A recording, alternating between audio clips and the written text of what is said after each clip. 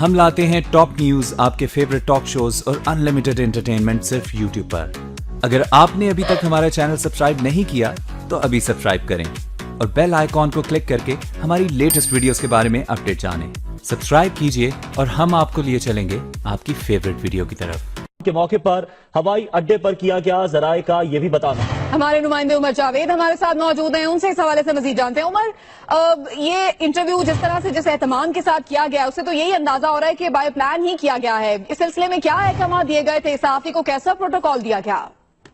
جی، یہ وہی مسلم لیگ نون ہے کہ اگر اس کے جلسے میں کوئی صحافی چلا جائے تو یہ ٹھیک سے ان کو منہ نہیں لگاتے، اور ملک دشمن انٹرویو کے لیے صحافی کو خصوصی پروٹوکال دیا گیا، اور SO2 ایڈوائزر ٹو PM جو تھے انہوں نے باقاعدہ ایک لیٹر لکھا تھا چیف سیکرٹری آفیسر کو، ASF کو، ملتان ایئرپورٹ کو اور سول ایویشن کو کہ یہ ایک صحافی جن کے ID کارڈ نمبر بھی بتایا گیا سرل المائیڈا، یہ کراچی ملتان پہنچ رہے ہیں۔ نہ صرف ان کو ایئرپورٹ لانچ پہ VVIP پروٹوکال دیا جائے بلکہ اپریل تک ان کو بغیر سیکورٹی کے پہنچایا جائے۔ اور بابا سعود رائے کا کہنا ہے کہ جب سرل المائیڈا وہاں پہ پہنچے تو نہ صرف ان کو غیر معمولی سیکورٹی پروٹوکال دیا گیا بلکہ ان کو نواز شریف سے ملاقات بھی کروائی گئی، اور وہاں پر یہ جو ملک دشمن انٹرویو تھا یہ بھی ان سے وہاں پر ہی لیا گیا۔